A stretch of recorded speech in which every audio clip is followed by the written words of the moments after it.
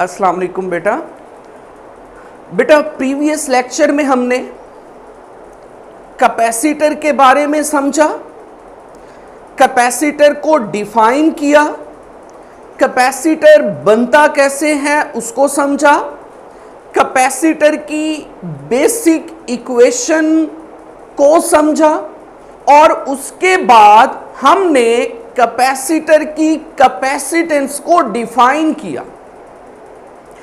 आज हम बेटा पैरेलल प्लेट कैपेसिटर की कैपेसिटेंस का फॉर्मूला डिराइव करेंगे और ये देखेंगे कि पैरेलल प्लेट कैपेसिटर की कैपेसिटेंस किन फैक्टर्स पर डिपेंड करती है।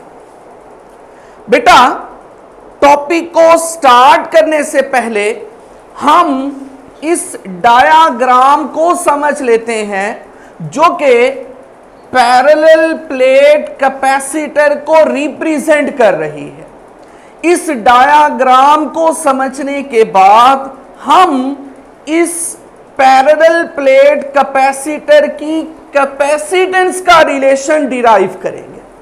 गौर से समझिएगा, हमारे पास एक कैपेसिटर मौजूद है जो कि दो पैरेलल प्लेट्स पर मुश्तमिल है।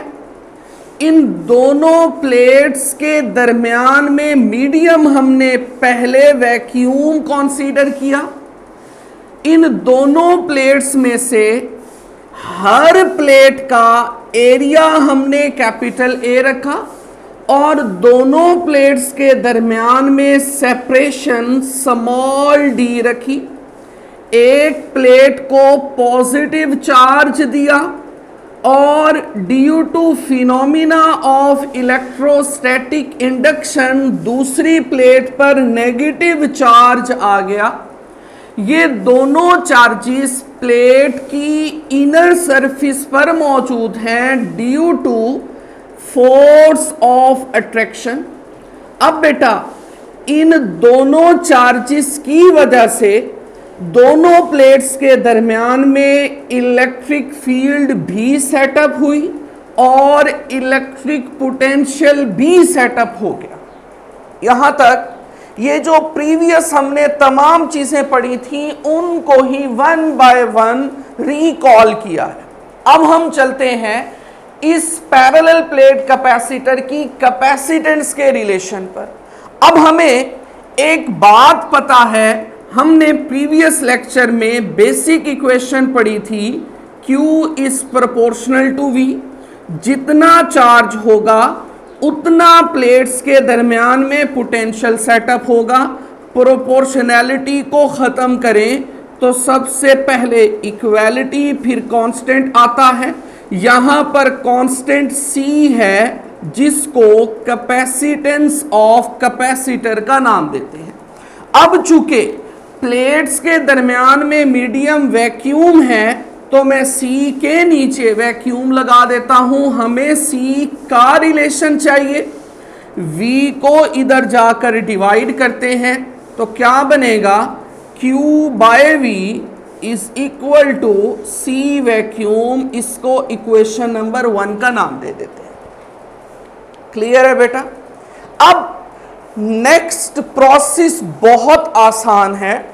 क्या बेटा हमने करना है, हमने इस इक्वेशन 1 में चार्ज की वैल्यू फाइंड आउट करके पुट करनी है और पोटेंशियल की वैल्यू फाइंड आउट करके पुट करनी है। इन दोनों वैल्यूज को हम पुट करने के बाद capacitance of parallel plate capacitor का रिलेशन फाइनलाइज करेंगे और फिर देखेंगे कि ये कैपेसिटेंस किन फैक्टर्स पर डिपेंड करती है। बेटा याद रख लें, पोटेंशियल मालूम करने के लिए सबसे पहले हमें इलेक्ट्रिक फील्ड की वैल्यू पता होनी चाहिए। इलेक्ट्रिक फील्ड को हम पोटेंशियल की मदद से निकाल सकते हैं। कौन से रिलेशन से, गौर से समझिएगा। E is equal to minus delta V over delta are.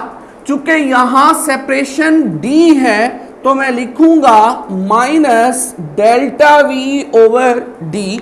अब बेटा चूंकि प्लेट्स के दरमियान में इनिशियल पोटेंशियल जीरो था, बाद में वी हुआ, तो माइनस से माइनस कैंसल होकर ये बनेगा v ओवर डी। तो E किसके बराबर होता है बेटा? v over D. Electric field को हम पोटेंशियल की मदद से डिराइव कर सकते हैं।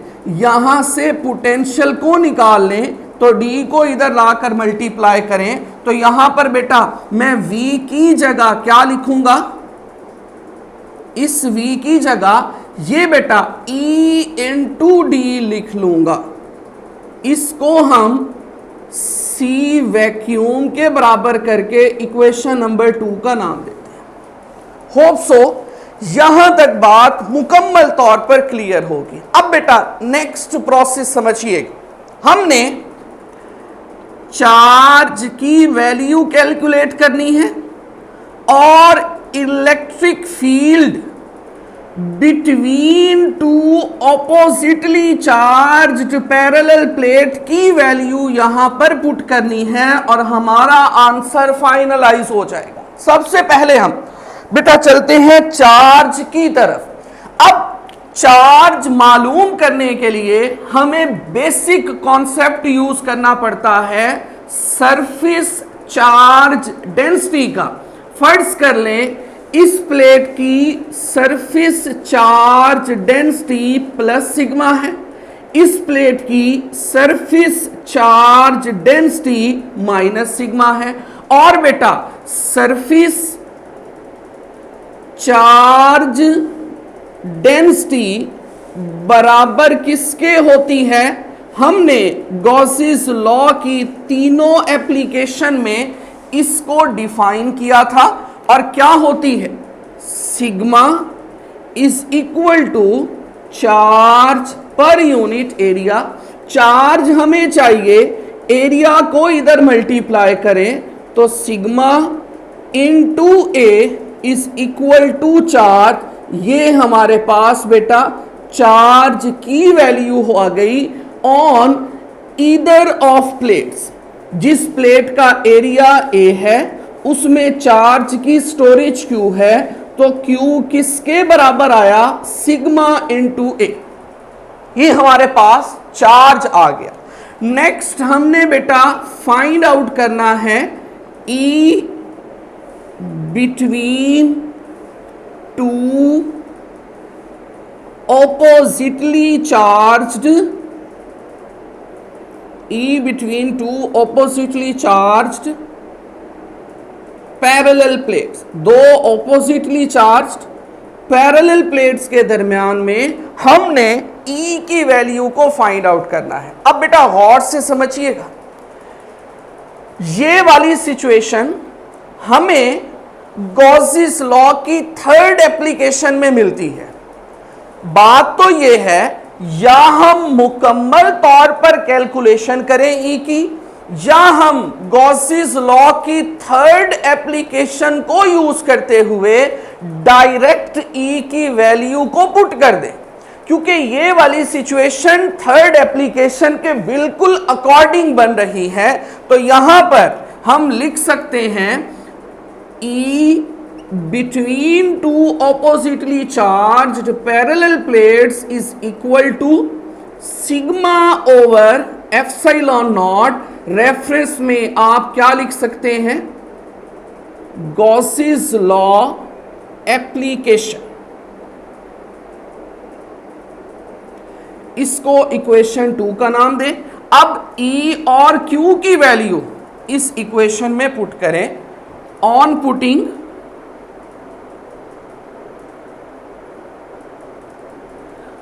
Value of Q and E in equation 2 we get, हमें क्या मिलेगा? हमें capacitance of parallel plate capacitor का फाइनल रिलेशन मिलेगा। पुट करके देखें। सबसे पहले equation 2 implies that C vacuum is equal to put, अब बेटा देखें सबसे पहले Q ओवर ई डी। अब 1 बाय 1 हम Q की वैल्यू पुट करते हैं इसमें और फिर E की वैल्यू पुट करते हैं इसमें। क्या बनेगा? Q की जगह आएगा सिग्मा इनटू ए, ये बेटा हमें Q मिल गया, डिवाइडेड बाय E की वैल्यू हम क्या पुट करेंगे बेटा? सिग्मा ओवर एप्सिलॉन नॉट, और बेटा साथ क्या लिखेंगे हम? D की जगह D लिखेंगे। अब देखें कैंसल क्या होता है, सिग्मा से सिग्मा, ये बटे का बटा ऊपर जाकर मल्टीप्लाई होगा, तो सी वैक्यूम किसके बराबर होगा बेटा? सी वैक्यूम बराबर होगा A epsilon not divided by D. ये capacitance of parallel plate capacitor का रिलेशन है जब प्लेट्स के दरमियान में हमने मीडियम कौन सा रखा था? वैक्यूम रखा था। अब इस रिलेशन के मुताबिक कैपेसिटेंस की डिपेंडेंस 3 चीजों पर है। बेटा तवज्जो से समझना है बात को, बहुत इंपॉर्टेंट है रिगार्डिंग एमसीक्यू और शॉर्ट क्वेश्चन के कैपेसिटेंस किन फैक्टर्स पर डिपेंड करती है। सबसे पहले effective area of plates, plates का एरिया। इफेक्टिव का क्या मतलब है? जिस एरिया में चार्ज मौजूद होगा, जिसको इन्फ्लुएंस करना है चार्ज ने, वो एरिया हमने लेना है। दूसरे नंबर पर एप्सिलॉन नॉट क्या है बेटा? Medium between plates. और तीसरे नंबर पर बेटा डी क्या है? Separation between plates. ये कैपेसिटेंस इन फैक्टर्स पर डिपेंड करती है। और अगर बेटा इससे बढ़कर एमसीक्यू देखें तो वो ये है कि C vacuum proportional to area, proportional to medium और इनवर्सली प्रोपोर्शनल टू सेपरेशन। मतलब क्या है? अगर आपको कैपेसिटेंस बढ़ानी है तो आप अपनी मर्जी से एरिया बढ़ा दें, मीडियम इंसर्ट कर दे, सेपरेशन को कम कर दे। अगर प्लेट्स के दरमियान में सेपरेशन कम करेंगे कैपेसिटेंस बढ़ जाएगी, एरिया बढ़ाएंगे कैपेसिटेंस बढ़ जाएगी। मीडियम इंसर्ट करेंगे कैपेसिटेंस फिर भी क्या होगी? बढ़ जाएगी। और एक बात आपको बहुत इंपॉर्टेंट बताता चलूं, कैपेसिटेंस किन फैक्टर पर डिपेंड नहीं करती, ये बहुत ज्यादा इंपॉर्टेंट है बेटा। यहां पर से मिसकॉन्सेप्शन शुरू होती है। इंडिपेंडेंस किन फैक्टर्स पर है? कैपेसिटेंस की। बेटा देखें, it is independent of potential between plates. Plates के दरमियान में पोटेंशियल क्या है उस पर डिपेंड नहीं करती। और उसके बाद थिकनेस ऑफ प्लेट्स, प्लेट की थिकनेस क्या है उस पर भी डिपेंड नहीं करती। अब देखें पोटेंशियल पर डिपेंड क्यों नहीं करती, ये बेटा सवाल समझने वाला है। देखिए हमने पढ़ा C बराबर है Q by V, C is equal to Q over V। इस रिलेशन के मुताबिक कैपेसिटेंस पोटेंशियल पर डिपेंड कर रही है, इनवर्स है। हालांकि ऐसा नहीं है बेटा। क्यों?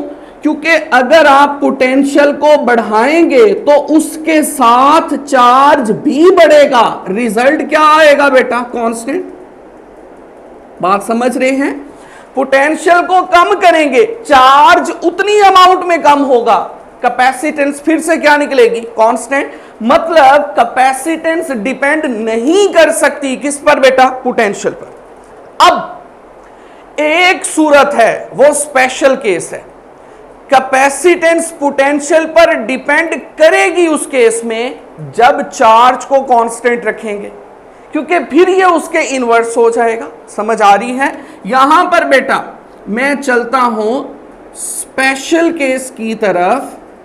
अगर Q को कांस्टेंट रखा जाए तो कैपेसिटेंस किसके इन्वर्स है बेटा? पोटेंशियल के। ये बढ़ाएंगे, ये क्या हो जाएगा बेटा? कम।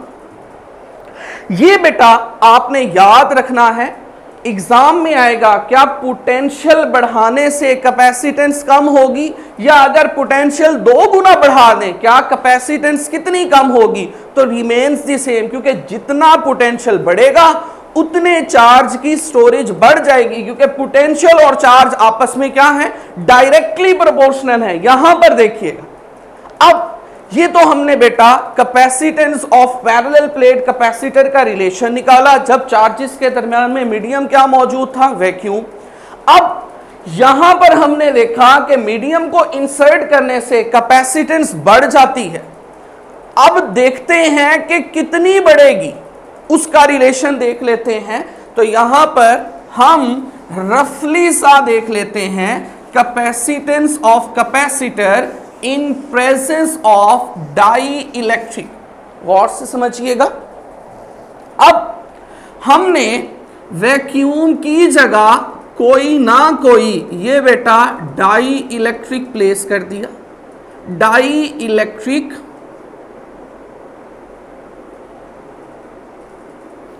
या इंसुलेटर, शीशा कोई रख दिया, लकड़ी रख दी प्लेट्स के दरमियान में। अब क्या होगा? यहां पर याद रख ले,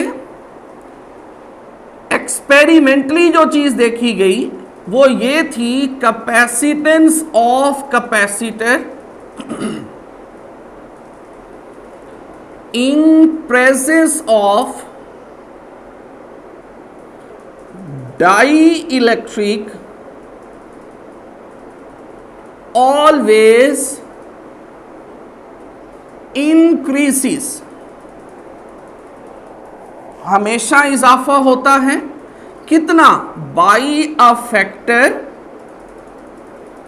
epsilon R which is constant for that dielectric. Epsilon R times बढ़ जाएगी, और एप्सिलॉन आर क्या है बेटा? उस डाई इलेक्ट्रिक या इंसुलेटर का कांस्टेंट है। अब बेटा हम मीडियम में कैपेसिटेंस निकालते हैं जब डाई इलेक्ट्रिक प्लेस किया। सबसे पहले वैक्यूम का रिलेशन क्या था? ए epsilon not divided by D. अब चूंकि हमने मीडियम बढ़ा दिया, डाई इलेक्ट्रिक आ गया, तो इस वजह से यहां पर डाई इलेक्ट्रिक का कांस्टेंट भी साथ लगाना पड़ेगा। अब तवज्जो से समझिएगा, ए epsilon not divided by D हमने यहां पर देखा सी वैक्यूम के बराबर। साथ बेटा क्या आएगा? एप्सिलॉन आर किसके बराबर होगा? सी मीडियम के।